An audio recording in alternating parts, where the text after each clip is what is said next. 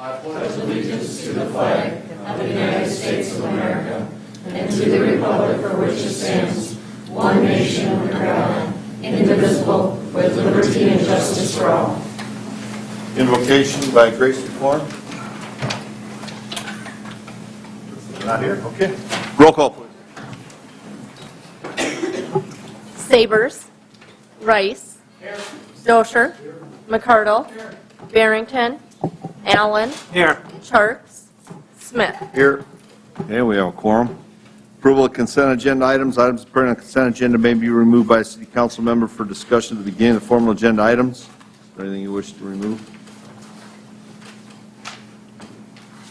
Move to approve. Second. Motion by Mr. Allen, second by Mr. Rice. Discussion. Anybody in the audience wish to address any of the consent agenda items? Okay, roll call, please. Dosher. McCardle. Aye. Allen. Aye. Smith. Aye. Rice. Aye. Motion carries. Citizens input. If you need to address mayor or member of city council on an item that's not on the agenda, excluding personnel items, please come forward to the podium, state your name and your concern. Presentations are limited to 3 minutes. Items will be considered, no action will be taken. Anybody wish to address council? Anything council wants to say? Okay. Board of Adjustment. Entertain a motion. City Council recesses. Board of Adjustment. So moved. Motion by Mr. Rice, second by Mr. McCardle. Discussion. All those in favor of the motion signify by saying aye. Aye. Opposed, nay. Motion carried. Hearing and action on the application for Jensen Capital Development LLC postponed to June 20th, 2023. I'm not going to read it all since we're postponing. Do we need a motion to postpone that or just leave it as postponed? I'd recommend, because it was scheduled for a hearing, that you Make a take motion. any commentary from anybody that's here and then do a motion after that. We have a motion, a second postpone, comment or discussion. Anybody in the audience wish to discuss this? All those in favor of the motion signify by saying aye. Aye. Opposed, nay. Motion carried. Action to set the date for Board of Adjustment hearing 6/5/23. Arlen Shoes applied for front yard setback variance permit 0 feet versus 35 feet to replace a shed that was damaged due to a snowstorm located at 1511 West 5th Avenue. Legal describes lots 4 through 9 and vacated alley. Block 28, Home Park Original, Davidson County, South Dakota. Property is zone TWC. Motion to set the date. Motion by Second. Mr. Smith, Second. second by Mr. Allen. Discussion? All those in favor of the motion signify by saying aye. Aye. Opposed, nay. Motion carried. Entertain a motion for the Board of Adjustment to adjourn City Council reconvene regular session. Motion by Mr. Rice, second by Mr. McCardle. Discussion? All those in favor of the motion signify by saying aye. Aye. Opposed, nay. Excuse me, motion carried. Hearing and action on the application to transfer RL 5756 retail on-sale liquor license from Mitchell Hotel LLC, doing business as Ramada Inn, 1525 West Havens, to Melissa Tuttle, doing business as Love Every LLC, 1525 West Havens. Any concerns, Mr. Coster? Mayor and Council, Chief Coster with the Police Department. We have no concerns of this item and recommend approval. Move to approve. Motion by Mr. McCardle, Second. second by Mr. Smith.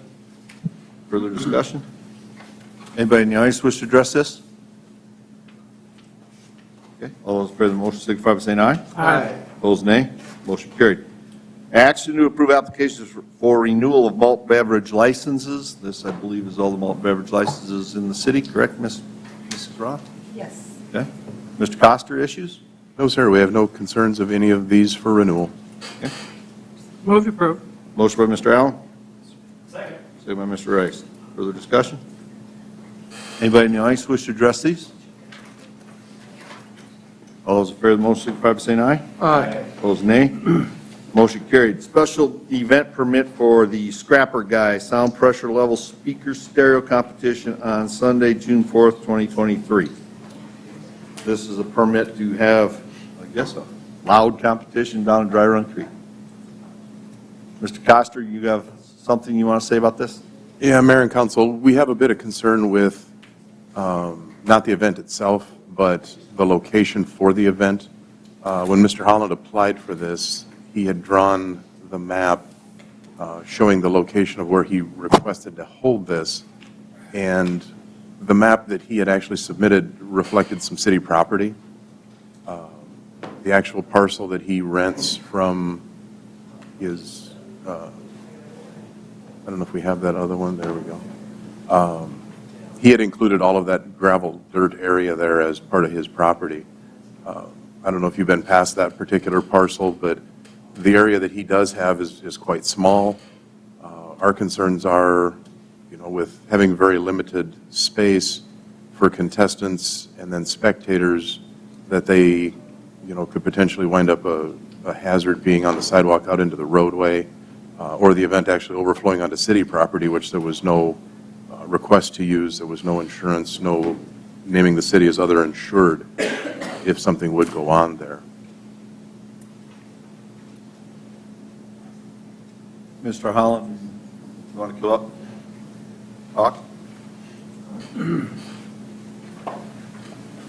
Did we have was that map that you had, the corrected map showing the actual footprint of the property? Yeah, it's closer there than the original. Okay. I don't know. I don't know what to say. I know that we can move, we can have, basically we're going to have 2 lanes. Kind of like a drag race, if you will. So it'd be going east and west, so if we don't have to use any of that other property.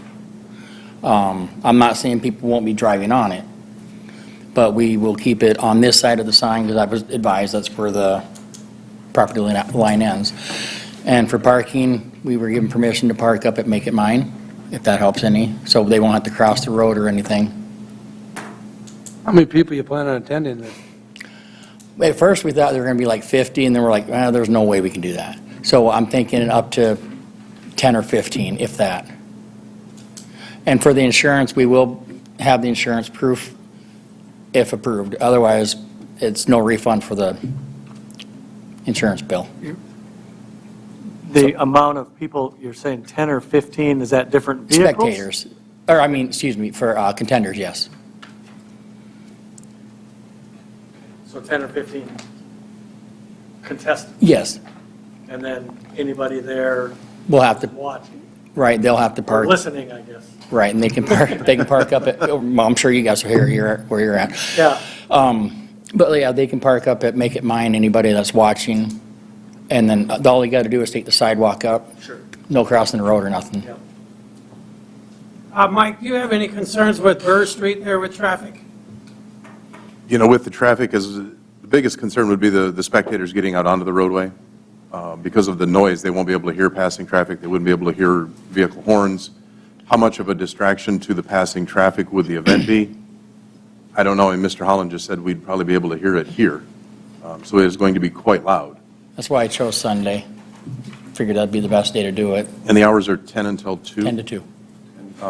You know, during that time frame, obviously, you know, consideration for church services, you know, if he is saying that we could potentially hear it here, it could be disruptive at that level. It's just a very small lot for these types of, you know, this type of an event. We've had them in Mitchell in the past. They've just been on bigger properties that allow for the contestants, you know, if he's talking about having, you know, 10 or so contestants, looking at the size of the lot he has available, that's a very small space for 10 contestants, plus spectators.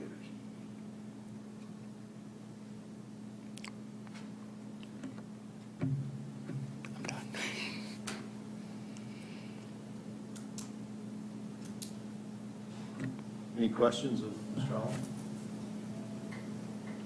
So regardless if you're a spectator or not, or just coming out to go on the skate park, there is obviously sufficient land there that they could overflow, I guess, into. But I guess the concern is it too small a spot for just his? You had indicated you're going to keep the competition on your lot. Yes.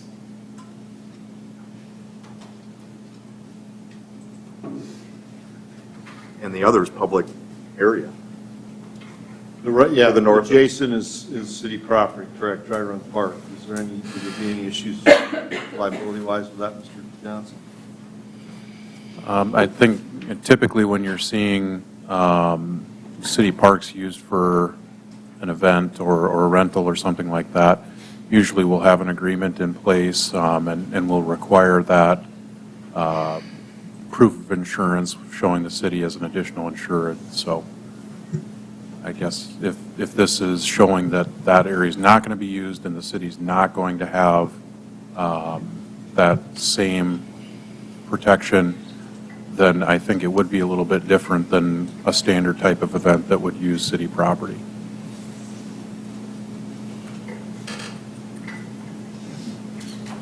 So the time itself, 10 to 2, there is a few churches in that area, as Chief Coster brought up. Typically, church services are done around noon. Is that something that you would consider, or you just think that the 10 to 2 will work better? I can work around whatever. So if it'd be like noon to 3 or whatever, I don't, Noon to 4? noon to 4 would be fine. And is that date fixed? I mean, is that, you've already Yeah, because publicity or? there's people Contact. already in, I'm sorry. There's people already in Huron for Wheel Jam, and before they go home, they want to hit this one I see. instead of making 2 different trips, so, Wheel Jam's that same weekend? yes, the day before.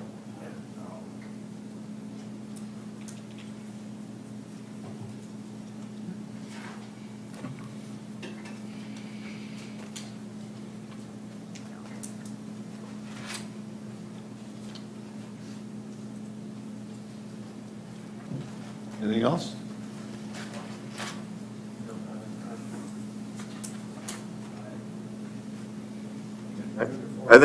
I think if you'd be willing to change your times, I would support it. But I would just make for sure that Chief Coster's, what his concerns are, that you try to address them and make sure nobody overflows, or try to keep up within your property, and then the overflow, obviously, if they want to be there to skate park, then that's public property. or other overflow or whatever. Got it. I'd suggest too, if you ever do it again, Sunday's probably not a good day with people having Sundays off and having loud music jamming all day long would be, Okay. I'd say a Saturday night or something would probably be a lot better than a Okay. Sunday when people are at home. I would go too with Jeff's recommendations. Somebody going to make a motion? I'll make that motion. Are you going to set the time, the 12 to 4? Or? 12 to 3 to 4 hours, 12 to 3 or 12 to 4 at the Right. latest. That'll work. So we have a motion to approve with the hours being 12 to 4 at the latest. And Right. adding that we received the actual policy, because right now what we have is a quote. Yep. Will do. Okay. Okay, we have a motion? Yep. Are you seconding that, Mr. Allen? Second. Okay, so we have a motion and a second. Motion by Mr. Smith, second by Mr. Allen. Further discussion? Anybody in the audience wish to address this? Okay, all those in favor of the motion signify by saying aye. Aye. Opposed, nay. Motion carried. Good luck. Good luck. Thank you. MADC requesting 4 reserve parking. What? Oh, sorry. MADC requesting 4 reserve parking signs in the city parking lot west of the Chamber Building. Yes. Mr. Mayor, Council, I'll speak to this. Joe Schrader, Public Works Director. As the mayor said, this is in the city parking lot west of the Chamber Building. Currently, there are 3 one-hour parking signs, which will be removed, and 4 reserved parking spaces added in the northwest corner of the lot. The map is up on the screen for you to visualize. Signs would read reserved parking 8 a.m. to 5 p.m. The signs will be for personnel working in the building on the northeast corner of 6th and Raleigh. A government agency is planning to utilize the building. Signs would be removed if the renter no longer occupies the building.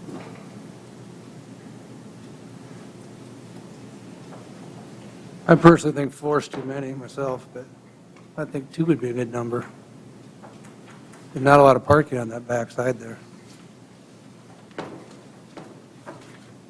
Come on up. Good evening, Jerry Beck with the Development Corporation. There will be 4 staff in that building.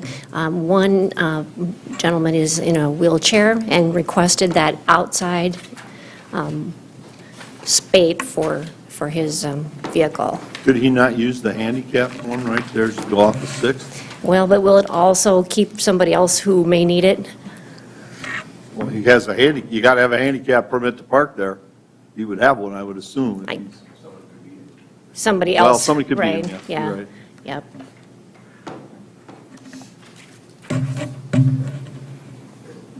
I should probably know this, but do you have specific parking spaces for the chamber? We do not. Development Corp? No. There's one spot for Cherry Bees now that's, yeah, for delivery. 15 minutes. Specifically Right. just for them. Right, Right. right. But, Yep, yep. and when the history of the other 3, when the medical practice was there, that's when those got requested that, hey, we have people that come in, and if it's full, usually appointments for 1 hour, those types of things, and so we put those in at that time. I guess I don't have a problem. Yeah, yeah. Just 8 to 5. 8 to 5, I thought about Corn Palace event parking type things, and typically it doesn't fill up, this lot doesn't fill up prior to 5. Between 5 and 6 it fills up like that, but by 5 o'clock these would be vacant, so. Because I use this lot for all of my Corn Palace Yeah, a lot of people. events. So I'll move approval of the Okay. change to the reserved parking sign. Okay, motion by Mr. Rice. Is there a second? And this is just for the 3s? The 3 get removed, the red gets removed and the green gets added. So we're freeing up those 1-hour parking signs, those will no longer be there, and you're adding 4 reserved 8 to 8 5. to 5. Is it Monday through Friday or Monday through Sunday? Monday through Friday. Monday through Friday. Yeah, so the weekends are open as well.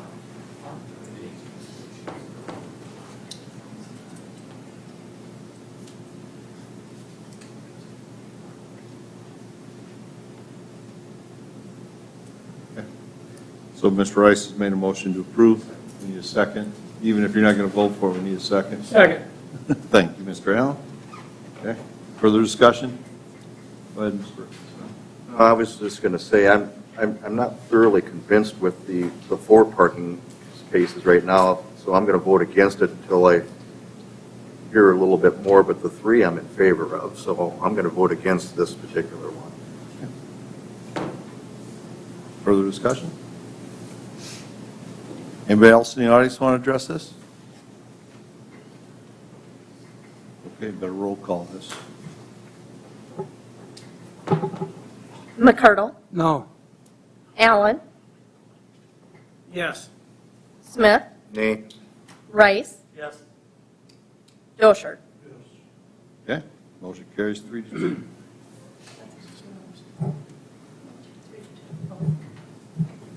Okay. Action to approve Agreement A 2023-16, Ryerson and Millen Irrigation. Mr. Schrader. Yep, Mr. Mayor, Council. This is for irrigation services from our wastewater treatment lagoons with the identified entities. Term of the agreement is 20 years, commencing on January 1st of 2023. The agreement is a continuation with the current property owners for irrigation purposes. The agreement identifies the parcels to be irrigated. If additional lands are to be irrigated, the agreement would need to be amended.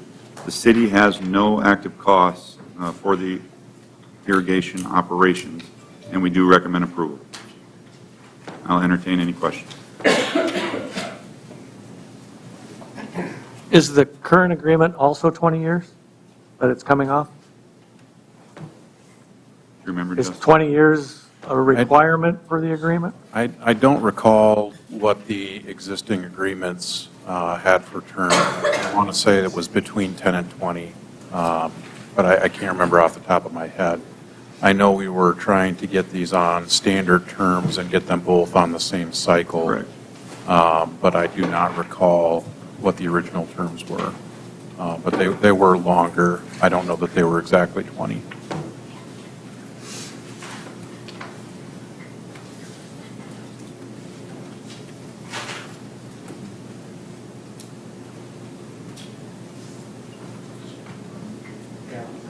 My only point of asking is that sometimes agreements that are that long, then we lose the knowledge and the purpose of them, and having them come up just to be renewed for the information analysis is not always a bad thing. So I know that. don't know if that was a requirement.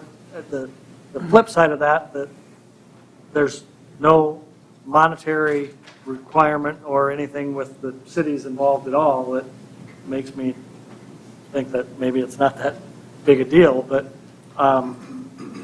This is the sewage lagoon. right, if the water, ownership, so, yeah. if the ownership changes, any of that stuff, the agreement would have to change? Correct, right. Well, if the ownership of the properties, you're saying? Well, that would stay with the land. So if there was a transfer of ownership of the land, I don't believe the agreement would change, but the new owner would take over the same responsibilities that the current owner has. Just in my discussion when we were working through revisions with with John Vermillion, I know he was in favor of the longer-term agreements. He didn't have any objection to the 20 years. And it's helpful for their operation to have them take that water, so. Yeah. Oh, yeah. Yep. That part, I totally get. It's just, I'll As long as we keep it up. move approval of it. As long as we keep enough water for the minnows. Motion by Mr. Yeah. McCardle,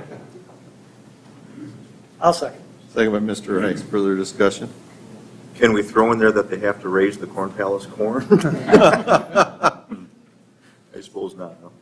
I think that's under a different contract. Yeah, that way we always have water, though. You're right. Yeah. Anybody in the audience wish to address this one? Okay, all those in favor of the motion signify by saying aye. Aye. Opposed, nay. Motion carried. Action to approve Agreement A 2023-17, Jim River Ridge Farms irrigation. Mr. Schrader? Yep. Go through this same story, different person, right? Yes, sir. Recommend approval. Move to approve. Motion by Mr. Smith, Second. second by Mr. Rice. Further discussion? Anybody in the audience wish to address it? All those in favor of the motion signify by saying aye. Aye. Opposed, nay. Motion carried. Action to approve Agreement A 2023-18 West End Bridge Maintenance Big Grant. Mr. Schrader. Mr. Mayor, Council, the city approved applying for a South Dakota Department of Transportation big grant on December 19th that was 2022. The project has been selected for implementation at a 20% local cost share. Proposed improvements include a two-coat polymer chip seal, some rust remediation at weld locations, and steel railings. And there are some other additional minor improvements. Rose Engineering has provided a proposal to provide the design and bidding engineering services. Rose is on the South Dakota DOT's approved engineering list for bridge design and construction services. We do recommend approval of Rose agreement, an amount not to exceed $49,400. This is the West End Bridge then? Correct. And this is a maintenance contract. Total project cost is roughly $317,000, which the city is responsible for 20%. Move to approve. Motion by Mr. Allen, I'd also like to mention that this, thank you. second by Mr. Rice. Go ahead, Mr. This Schrader. project will not be started until 2024 because it is not in our current budget. And Roses and the DOT are aware of that.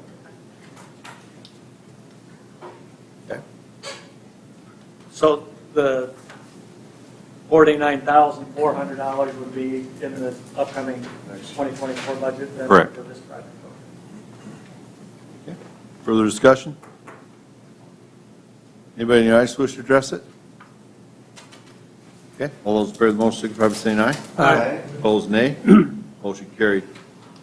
Action to approve Agreement A 2023-19 Veer Tower at Mitchell Municipal Airport. Mr. Schrader. Yep. One second here. So the FFA has been in the process of reviewing the city's airport layout plan, or the ALP, which you may have heard of before, as developed by Helms and Associates. A major portion of that plan is the future of runway 1836. This runway is our north-south runway, and it's considered our secondary runway due to our prevailing wind direction. During the FAA's review, they stated that they are interested in decoupling our runways, reducing the length of runway 1836 from 5,500 feet to 3,600 feet, and reducing the width from 100 to 75 feet. Their justification for shortening the length and width is that our airport is not meeting the requirement of 500 operations per year on that runway. City staff is concerned regarding the shortening because it will limit larger aircraft to one runway. The airport does have a significant increase in larger aircraft during pheasant season and other times throughout the year. Our airport manager, Mike Scherzlik, has detailed the situation and concerns in the airport report, and I also attached that to this agenda request as well for your reference. Incoming and outgoing flights are not tracked at the airport by an approved FAA method. Wright Brothers does track our flights in and out, but they do not track which runway those are taken on. There are some different other data that is collected, but FAA, again, does not recognize that as accurate. So we have received a cost from Veer Tower, and this is a data collection option to track incoming and outgoing flights, and it is an acceptable counting tool by the FAA. It is capable of tracking takeoff and landing times, runway location, registration, and aircraft type. Veer Tower has justified requested improvements throughout the county, or throughout the country, and we do know that Brookings Airport has used this for justification of a taxiway project. This system will allow us to have the exact information we need to make the decisions based off data and not assumptions. The service is a flat fee of $6,000 per year, and that includes the installation and setup. We recently just received a $59,000 grant from ARPA for the airport that we did not have in our revenue, so that is how we plan on paying for this year.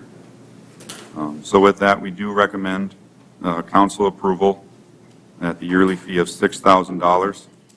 We will reevaluate the program after 1 year, and we'll either terminate or bring back to council for approval. Joe, is this the runway that we done 5 or 6 years ago, resurfaced it, or no? Nope, that was runway 1330, well, I take that back. We did resurface that in 2015. Our other runway, 1331, was built in 2009.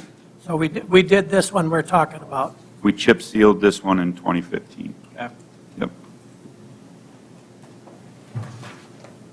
So in our manual counts, does this runway have 500? So our total counts put us in the 4,000 So flights. more than likely. It's a good possibility. And if we're under, at least we know how much we are under and how much that Our total runway counts for actually both is. runways are 4,000 takeoff and landings, or how Yep. is it? We have 4,200. 4,200? And what the issue is, if you have a plane coming in and they land and the wind switches, we either put them in a, Right. it's a safety concern taking off, or they just can't take off. And then at that point, they're potentially looking at different airports to accommodate them if we can.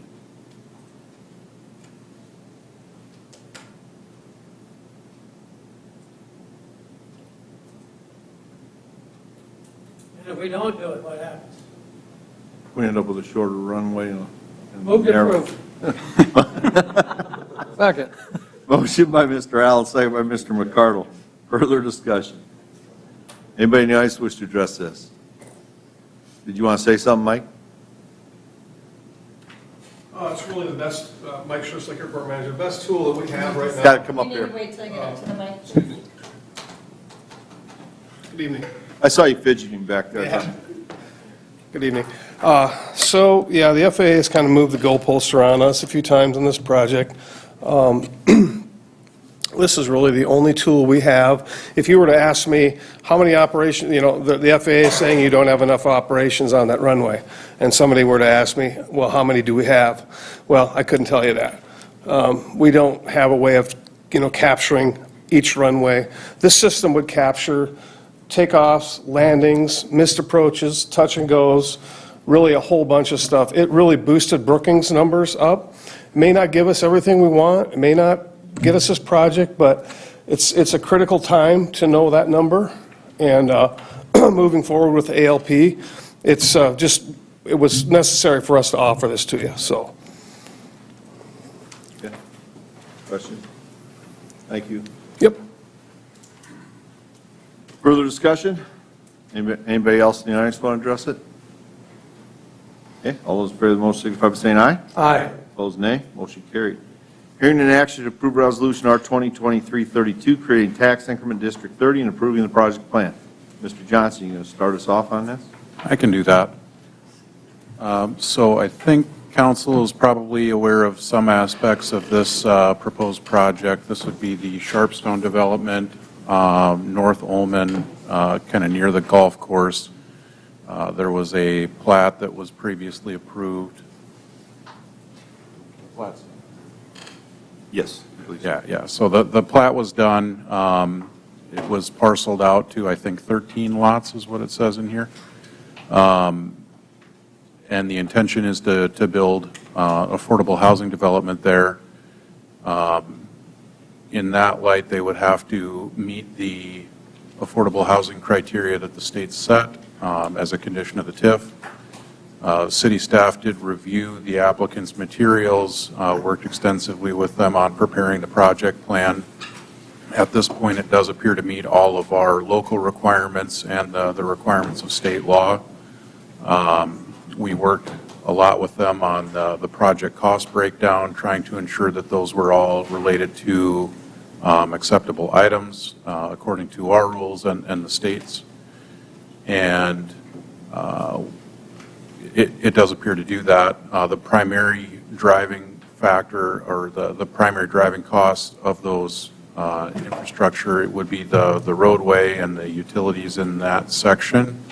One thing that's a little bit different about this development is that the roadway upon completion is going to remain a private road instead of a public road. And I think that's probably a good overview.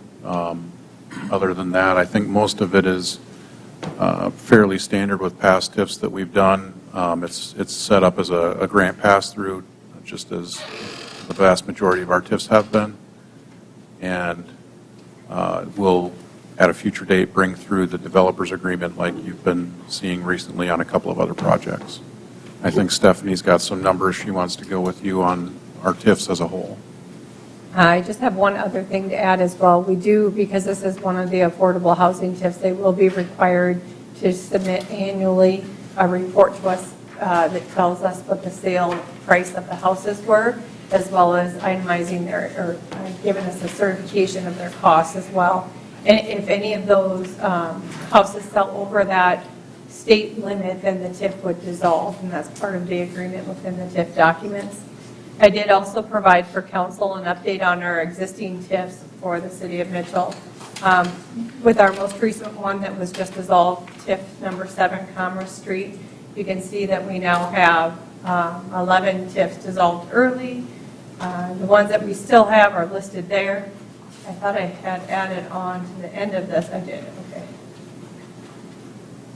This just shows you our active TIFs, which ones we have, what the year that they were issued in, the total paid, what was in the project plan versus the increment, and whether they were issued as grants or debts.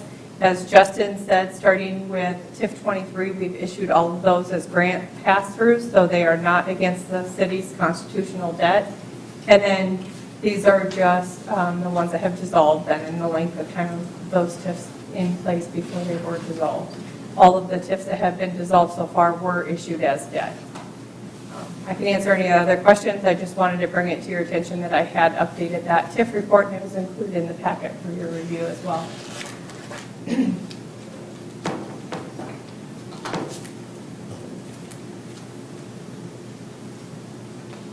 Okay. Question? Comment? Concern?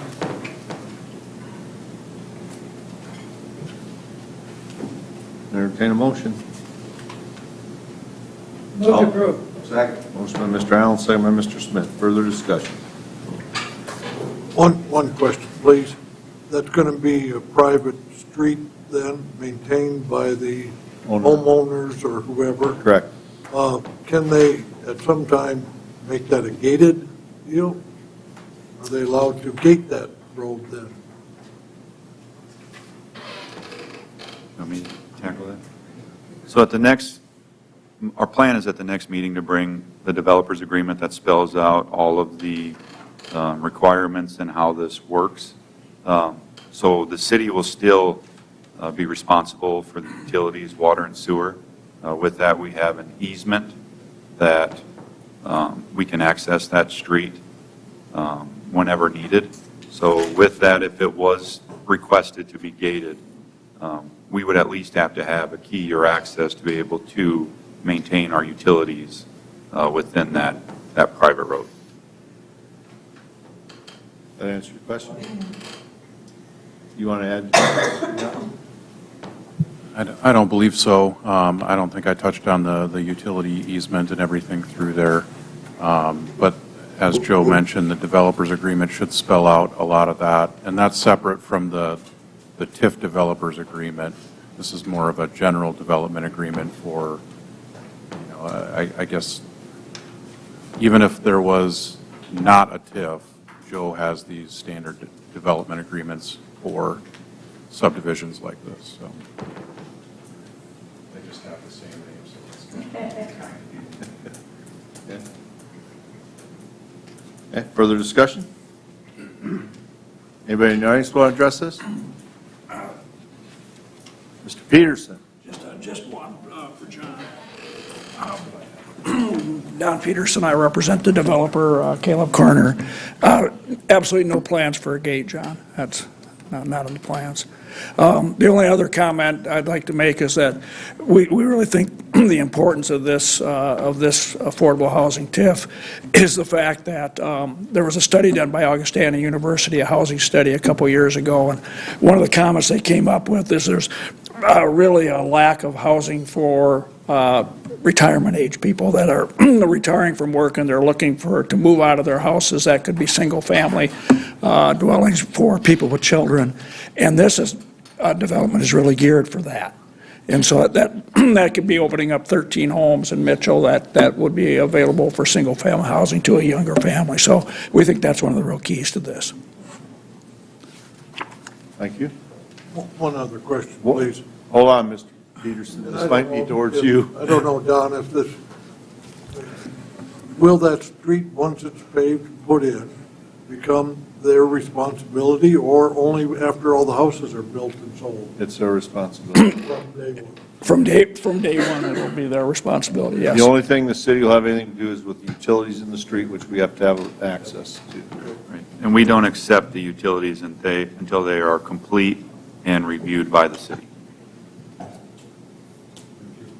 And John, that would also be reflected in the plat that was already approved by council is, you know, that area that's showing is basically its own little parcel. It's not shown as public right-of-way. It's not dedicated to the public, so it's distinct in that way, too. Okay, further discussion? Anybody else in the audience want to address this? Okay, all those in favor of the motion signify by saying aye. Aye. Opposed, nay. Motion carried. Action to approve Resolution R 2023-33, plat of Track 2 of the west 626.84 feet of Lot 5 of Crane's Addition in southeast quarter, Section 34, Township 103 North, Range 60 West of the 5th Prime Meridian, Davidson County, South Dakota.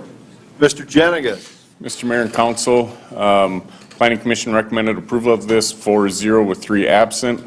This is just on the southern border of the ETJ, so it is out in the county, so it's within the 3 mile. The county has to hear it as well.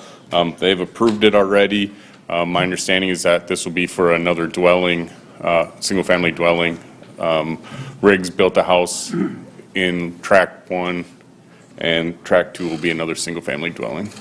I can answer any questions you have.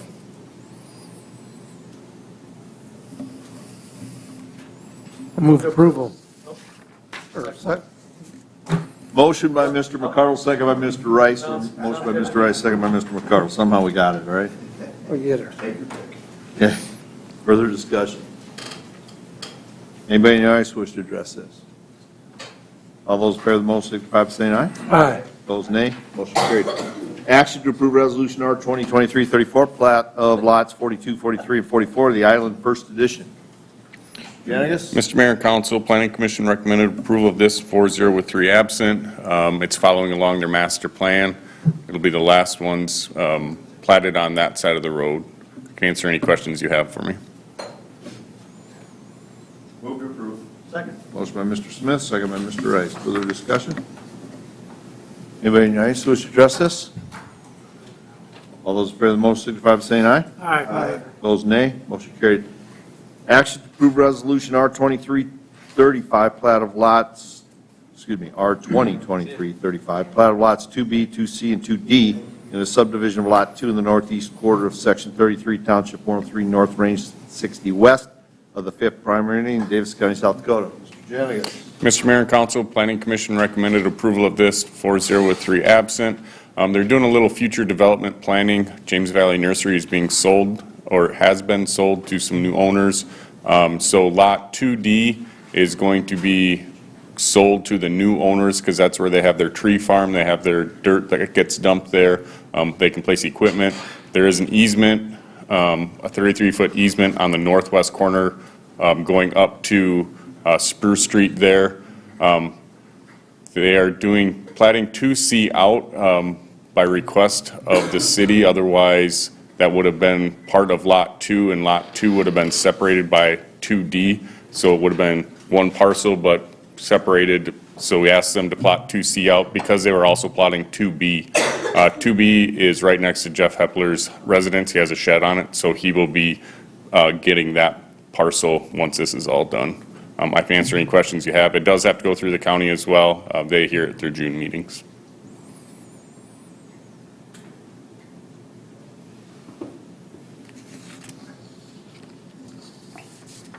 Move to approve. Motion by Mr. Rice, Second. second by Mr. McCardle. Further discussion? Anybody in the audience wish to address this? All those in favor of the motion signify by saying aye. Aye. Opposed, nay. Motion carried. Action to approve Resolution R 2023-36, updating City of Mitchell Comprehensive Plan. You doing that, Mr. Jennings? I'll do that too. Mayor and council, as you know, this has been an ongoing process. We're in the last stages of this. We were originally doing it as an ordinance before, but we have since changed to doing this as a resolution. That's why it was not done at the last meeting. So this resolution just works your way through the whole process. County will hear this on the 23rd for adoption. It's been an ongoing effort between District 3, the county, and also Neil Putnam should get some recognition for this as well, since he was working on it for about 4 years as well. So I can answer any questions you have. This is really just the final stage for adoption, and then we start using it moving forward. Anybody have any questions?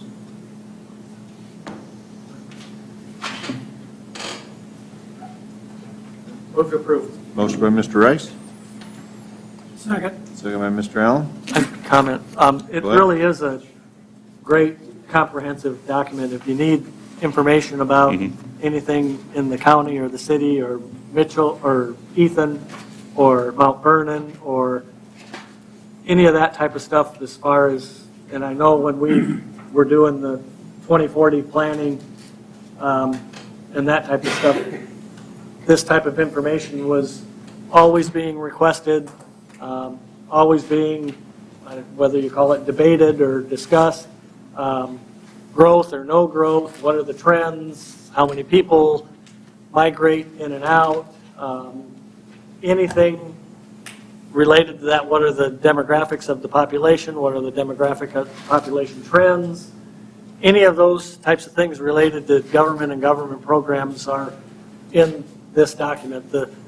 It's great and it's useful. The only downside is that it takes that much time in order to do it, and it's a snapshot in time. Next year, the information is there, but it's stale, and you have to make interpretations off of it. So, but boy, if we would have had this prior to, and I'll go back to Vision 2020 and Forward 2020 and Forward 2040, if we would have had this type of document when we did all of those planning sections, they would have probably had a lot better discussion and maybe even better outcomes.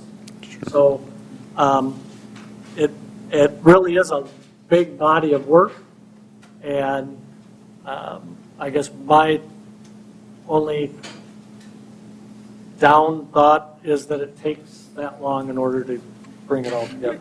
It really shouldn't take as long as it did. We ran into the pandemic that pushed everything back a couple of years. Then with it getting pushed back that year or two, We ran into the census. the census, yep. And Correct. well, why do we want a new document that's already going to be a year old? So let's So we wait for waited. those numbers. And so it could go faster. And this doesn't have to be done every 20 years. It can be done every 10 years. It's statutory law says it's supposed to be done every 20 years at least. And it is a changeable document as well. So when we look at rezoning something or new business coming in, does it fit within our comprehensive plan? And that's where this will really get used for. Further discussion? Anybody in the audience wish to address it? Okay, all those in favor of the motion signify by saying aye. Aye. Opposed, nay. Motion carried. Action to approve Resolution R 2023-37, award engineering services to Helms Engineering for airport RFP. Mr. Schrader. Yep, Mr. Mayor, Council. We are required to do this every 5 years, so we are at that time. We did request statements of qualifications for qualified engineering firms for engineering services for proposed development at the airport. The request was published in the paper and sent to 9 separate engineering firms for consideration. The deadline for proposals was Wednesday, April 5th at 1:30 in City Hall.